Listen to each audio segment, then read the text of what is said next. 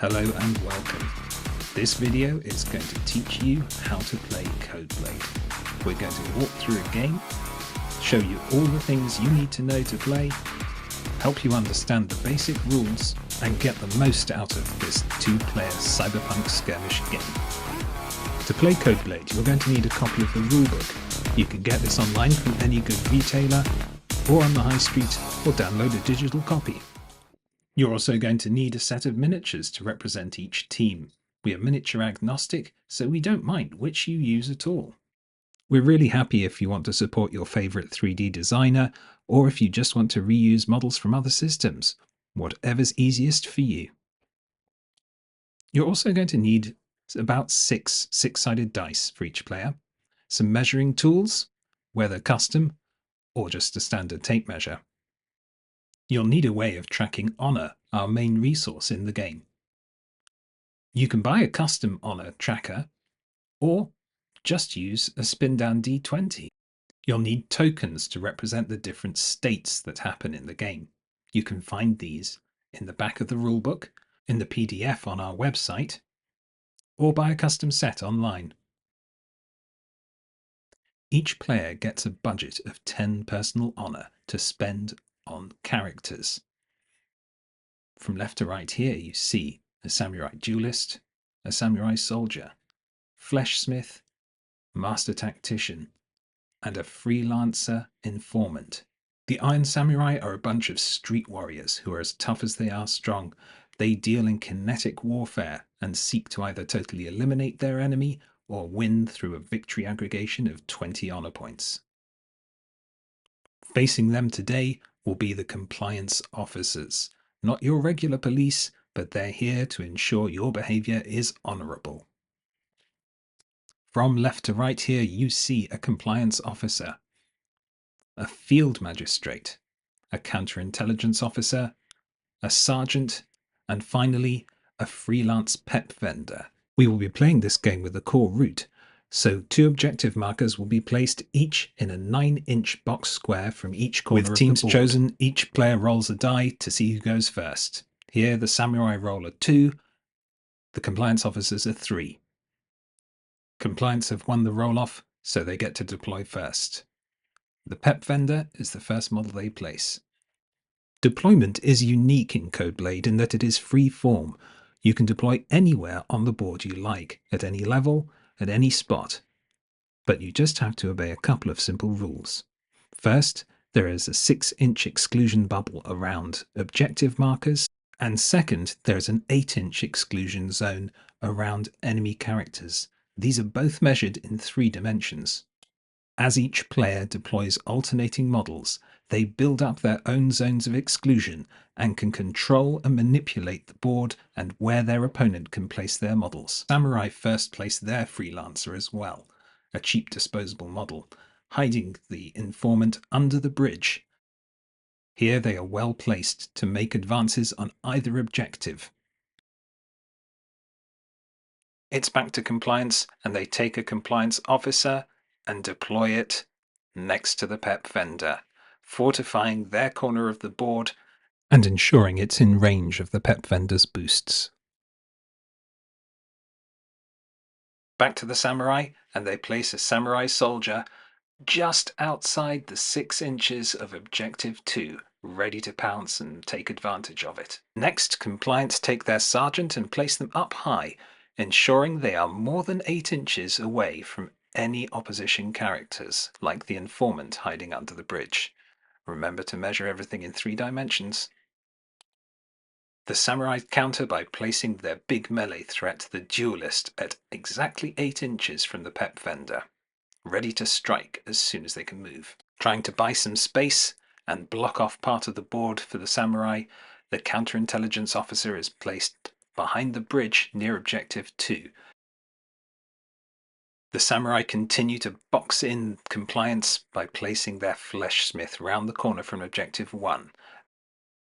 The field magistrate, compliance's big hitter, is deployed on the other side of the board to support the counterintel officer, leaving the samurai free to deploy their master tactician perfectly to counter this threat. And with that, the mini-game of deployment is over, and we're ready to start rolling some dice.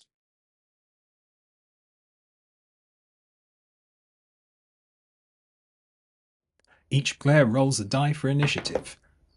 The samurai getting a 3, compliance officers getting 4.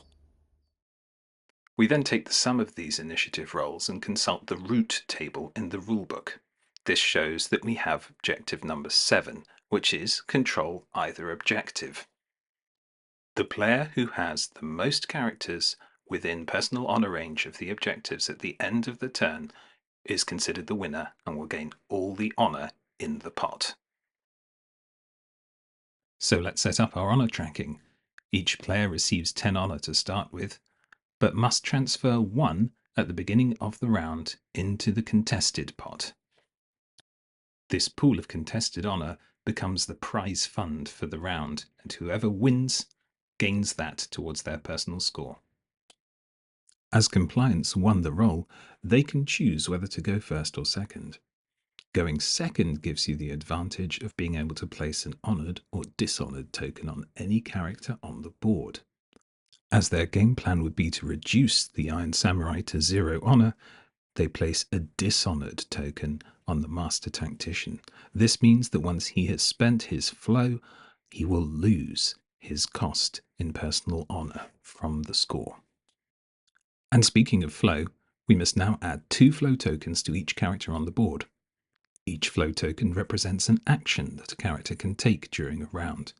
Once the action is taken, you remove the flow token. At the beginning of each round, they are replaced, or if you roll a critical success, you might have the chance of gaining an extra one in round. So it's on to the samurai's first action, and they choose to move up their soldier to objective number 2. Note that after the move action, 1 flow token is removed. Moving to within his personal honor distance of the objective ensures that he can control it for the objective of the round. The soldier is in direct line of sight of the counterintelligence officer, so he decides to take a shot with his carbine. This is a second action and uses his second and last flow token for the round. We have to make our first test of the game. Shooting the carbine is a kinetic skill. The soldier has kinetic skill 3 and so rolls 3 dice. The difficulty of the roll is +1, so the soldier needs to get 1 or more 5s on their dice roll. He gets 2 successes as 2 5s are rolled. This means the shot hits the counterintelligence officer, who must then make a save using their kinetic skill. They use 3 dice as well and need to get a 5 or more on any of their dice because the soldier rolled 2 successes when making the attack. This raises the difficulty of the defense. However, as you can see, a 5 and a 6 were rolled, which means 2 successes were made, the save is passed, and no damage is inflicted.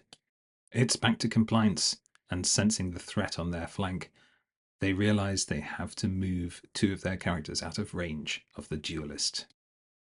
They spend 1 flow on each character to move them out of range. This leaves the compliance officer and the pet vendor with 1 flow token each left to spend later in the round. They're now safely out of charge range of the duelist and in a place to make a move on objective 1. Play moves back to the samurai, and playing to the objective of the round, the fleshsmith seeks to move up to objective 1. It'll require a double move, but by the end of the second movement, he's right on top of it and controls it.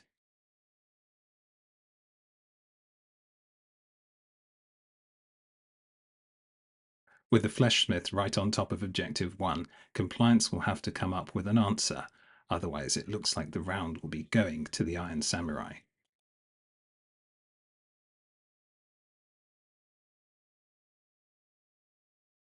The response is going to come in the form of the sergeant using both her flow to first make a move action to get into range, then making a shoot action with her pistol. Because this is a critical action for the compliance officers to win the round, the sergeant decides to spend honour to increase her chances of making the successful shot.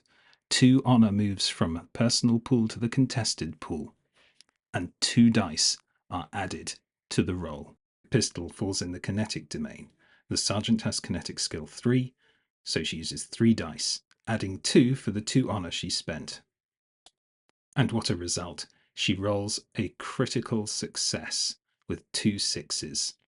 Not only does that mean that the attack comes off with 1 extra success, but she also receives an extra flow token.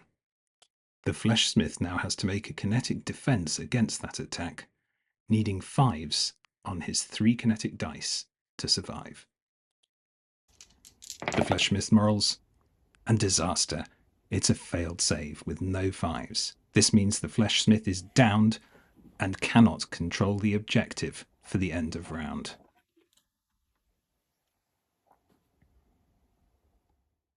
Back to the samurai, and the duelist has no option but to try and control objective 1 for the end of round, and makes a double move to get within range.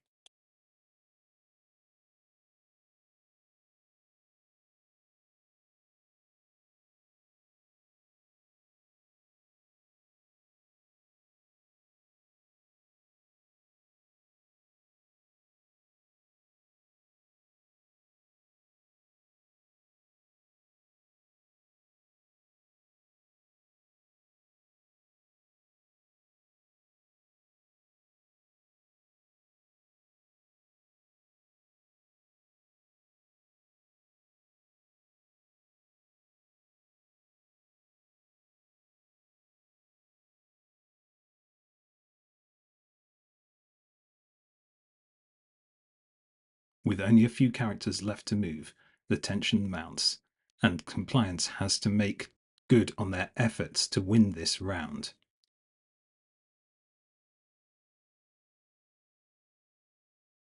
Sensing an opportunity, the counterintelligence officer decides to move and deploy their once-per-game CodeBlade.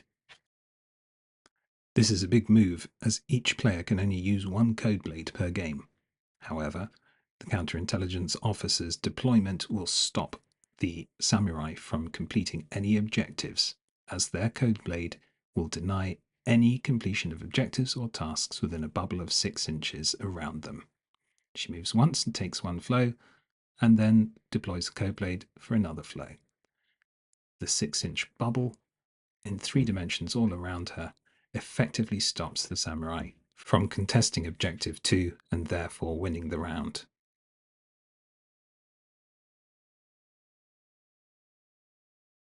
Samurai counter by bringing up their informant, who is now in range to use their tagger to try and force the spotted condition on the counterintelligence officer.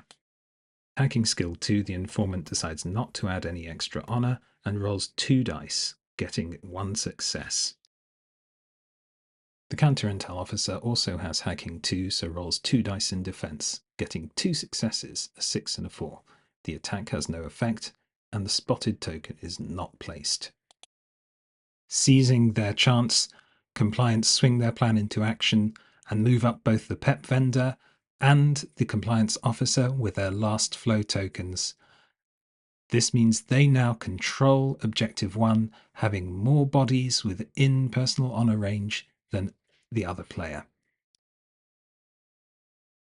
As the samurai now cannot win the round, the Master Tactician performs the contrition action to shake off the dishonoured token and receives a stun in place. The Field Magistrate makes their move, using both flow, and ends up in the middle of the battlefield, ready for the next round. The Sergeant gained 1 flow from rolling a critical success and uses this to move closer to objective number 2. And that brings us to the end of the round, with Compliance taking the honour for having secured Objective 1 and blocked Objective 2 from having any possibility of scoring, thanks to the Counter-Intel officer's CodeBlade. As they win the round, they can place a dishonoured or honoured token and choose to dishonour the Master Tactician. The honour in the contested pool moves to the compliance officer's personal honor, bringing them to 11 against 9 for the samurai. And we're on to turn 2. Each player rolls a die for initiative. The samurai win 5-4, creating the root result of 9, dominate. They choose to go second, removing the dishonored condition from the master tactician. Each player moves 1 honor from their personal pool to the contested pool. Flow is added to all the characters, noting that downed characters do not get flow, and characters with a stun token have that cancelled out by 1. In this round, the objective is dominate, that is, make the opponent fail any saves, hacking, kinetic, or stealth. You get a point for each one that they fail. Most points wins the round. Compliance go first, and the compliance officer bravely abandons the PEP vendor to the mercy of the duelist. The next flow is spent by the counterintelligence officer, who, in line of sight of the master tactician, tries to dishonor him. Using the hacking skill incriminated, she spends an extra honor to gain an extra die. It comes off with 1 success, but the master tactician successfully rolls his defense dice. On to the samurai, and the duelist is in range to take a swing at the PEP vendor. As she was in 1-inch range, there was no need to make a charge and could take the free attack. She takes a swing using 3 dice and scores 2 successes. The PEP vendor unfortunately fails their roll on 1 die. Because the katana attack is lethal, the PEP vendor is removed from play along with her flow tokens. And for the round objective, that means they score 1 point. And that's just 1 flow from the samurai. For the second flow, the informant decides to use its tagger on the nearby counterintelligence officer, and it comes off with 5 and 4. It's a poor roll from the counterintel officer. They fail and get the spotted token. That means another point on the round objectives to the samurai. The counterintelligence officer attempts to incriminate the informant, but the roll fails and no point is scored. Seizing his opportunity, the field magistrate seeks to dishonor the master tactician. He uses past judgment, but rolls terribly. It's a critical failure. Not only does this mean that the attack fails, but he receives a stun token as well, effectively cancelling out his last flow. Back to the samurai, and the informant tries to tag the field magistrate. Rolls well, but the field magistrate saves. For the next samurai flow, the soldier takes out his carbine and shoots the counterintel officer, scoring 3 successes. A great roll. Compliance is already down 2-0 on points this turn, so they spend 1 extra honor to gain an extra die when rolling defense. And it's a good thing they do, as it's a critical success with the double 6, gaining an extra flow for the counterintel officer. It's Compliance's turn again, and the compliance officer chooses to move back towards the field magistrate. The sergeant then moves up to the edge of the building, where she can have a good view down onto the informant, ready for her next turn. For the samurai, the duelist moves up, pursuing her quarry. The soldier then takes aim at the field magistrate. Levelling his carbine, he lets off a volley of shots, which scores 1 success. The field magistrate rolls and easily defends against the attack. Compliance must make the samurai fail a save and aim at the informant. Spending 1 honor to boost their chances, the sergeant gets an extra die to throw in a pistol attack against him.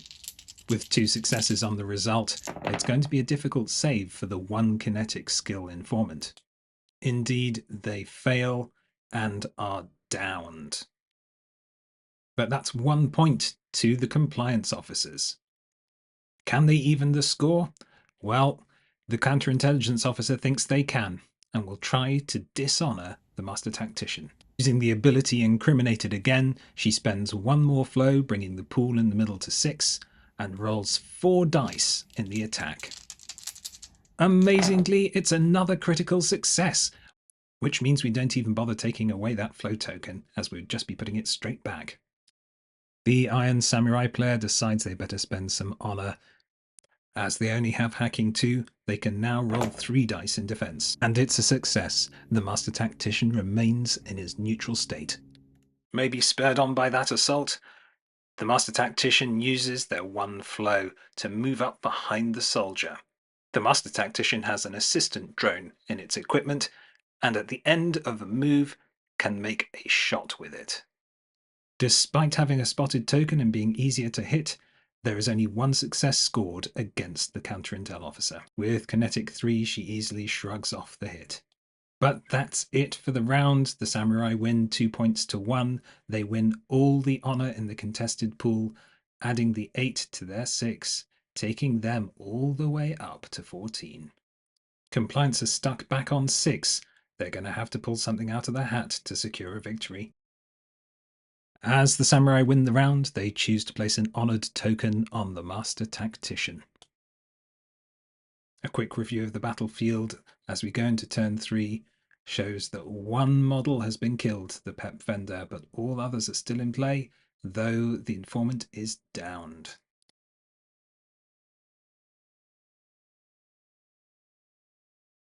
Time for initiative. The samurai get 1. Compliance 3. Winning the roll-off, they choose to go second and remove the honoured token from the Master Tactician, slowing the samurai's progress. Honour is moved from personal pools to the contested pool. With flow up, we look at the objective, secure objective 1. This means no enemy characters can be within personal honour range of objective 1 by the end of the round, if a player is to win. It's samurai to go first, and the Master Tactician sees now is the time to CodeBlade. Using his 2 flow for his 2 flow CodeBlade, he moves, then charges, easily connecting with the Field Magistrate. A successful charge means you gain the powered up status. The assistant drone fires a shot and gets a critical success, giving 1 extra flow to the Master Tactician. The shot had been fired at the counter-intel officer as they were easier to hit with a spotted token, and they also roll a critical success, gaining an extra flow, at the same time defending against the shot successfully. It's now time for the Master Tactician to swing his impressive katana. He adds 2 honor to his swing, meaning the contested pool goes up to 4. With a kinetic skill of 3 and adding 2 dice from honor, that's a total of 5 dice. And what an interesting result, a critical success and critical failure at the same time. This counts as the attack succeeding with only 1 success. Having a kinetic skill of 3, the Field Magistrate easily brushes off the single success attack. Over to compliance, and the Field Magistrate swings his gavel, scoring 2 successes against the Master Tactician. And bad luck for the Master Tactician, he fails to get the 5 needed on his 3 dice. He gains 2 stun tokens, cancelling out the last flow token and flipping it to account for the second stun. For the second compliance flow, the compliance officer moves up towards objective 1. Back to samurai, and the soldier is going to open fire again with his carbine. The target, the spotted counter-intel officer. Spending 1 honor to boost his roll and rolling 4 dice in total, the soldier takes aim.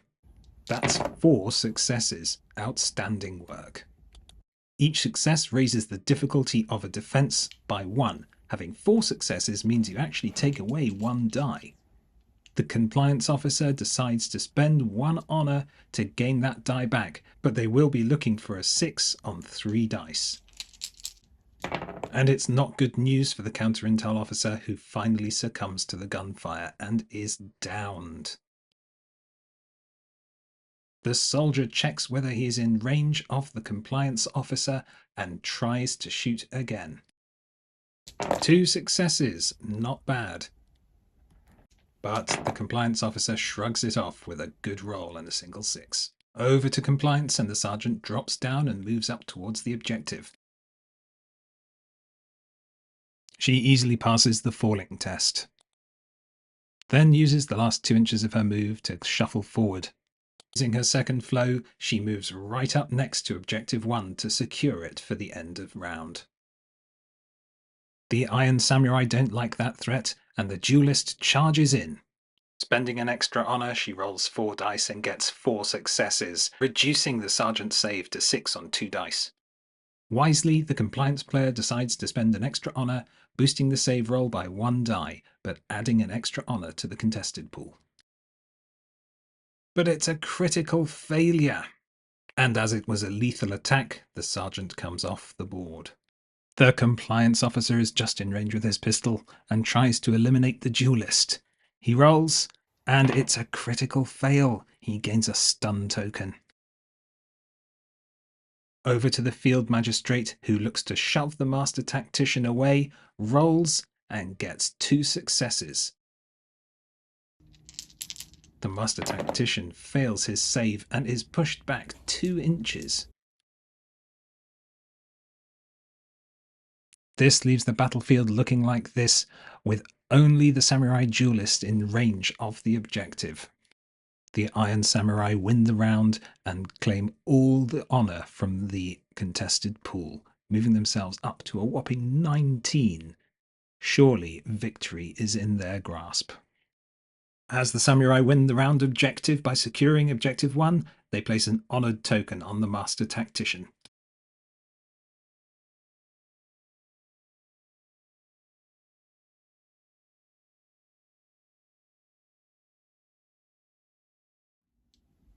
Round 4, rolling initiative. Compliance goes first, gets a 3, samurai second, and they get a 5. They choose to honour the duelist. It's time to flow up, remembering to take into account those characters that have got stun tokens. As the Iron Samurai have decided to go second, it's over to Compliance and the Master Tactician. The objective of this round is to control Objective 2, so he boldly charges the Master Tactician to try and eliminate him. The Compliance player decides to spend an extra honour on the attack roll. Scoring 2 successes, the Master Tactician needs 5s, but fails and is unceremoniously shoved out of influence range of Objective 2. A solid play from the Field Magistrate. But it's immediate retaliation from the Master Tactician, who uses his 1 flow to move back to where he came from. At the end of the move, the assistant drone takes a shot and scores a hit on the Compliance Officer. The Compliance Officer has to roll a save. It's an easy one, needing 4s on 3 dice, and shrugs it off. However, this leaves the Master Tactician gaining 3 honour for his honoured token, and it's in personal honour range of Objective 2. Having 20 honour in the personal pool means they will win the game at the end of the round. Over to the duelist, who shoots the Compliance Officer but fails to hit him. That leaves the Compliance Officer free to make a break for Objective 2 and try and control it. He uses his full move, but will have to pass a drop test. Again, easily done. This leaves him within personal honour range of the objective. The Iron Samurai are now the only faction with flow left on the table, but what will they do? The player decides to take the soldier and make a shot at the Compliance Officer and try and eliminate him. Not only will he use Give Me a Millisecond to gain an advantage on shooting, but he spends 2 honour, so he's rolling a whopping 5 dice in the attack, getting 3 successes. The Compliance Officer needs 6s, but does not get any, so is downed and will not influence the objective. As there is no compliance flow left, play goes straight to the Iron Samurai, who move the duelist and gain 2 honour. That puts them back at 20 honour, and as the round is drawn for contesting Objective 2, that means the Iron Samurai win the game by an honour victory condition. It was a fun game with a lot of back and forth, but the Samurai clinch it in the end. We hope you've learnt a lot from this walkthrough and enjoyed watching it as much as we've enjoyed making it. If you've enjoyed it, let us know on our Facebook group or on Discord. If you want to see more of this content, let us know. Or if there's anything else you'd like to learn about CodeBlade, do tell us. Remember, CodeBlade is available through all good online and high street bookshops for order. And be sure to check out CodeBladeGame.com for regular news and updates. Till next time, have fun gaming, play more CodeBlade, and may honour ever flow your way.